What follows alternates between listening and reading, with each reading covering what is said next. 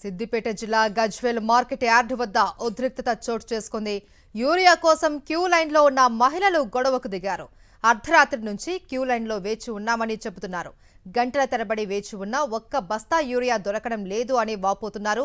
Private fertiliser దుకాణాలకు పెద్ద ఎత్తున యూరియా కేటాయిస్తున్న ప్రభుత్వం రైతు సేవా కేంద్రాలకు మాత్రం యూరియా సరఫరా చేయడం లేదు అని ఆగ్రహం వ్యక్తం చేస్తున్నారు. పనులు మానుకొని ప్రతిరోజు యూరియా కోసమే రావడం జరుగుతుంది అంటున్నారు.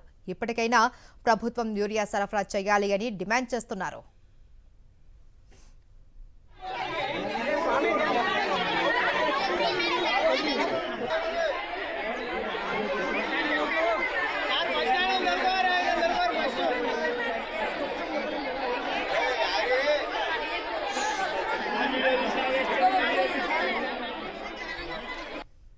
ఒక పాస్బుక్ ఒక సంచి రైతులు ఎట్లా బతకాలి, ఎట్లుండాలి? మేము రైతులు బతికి పండిస్తేనే కదా మీకు వచ్చేది ఆదాయము.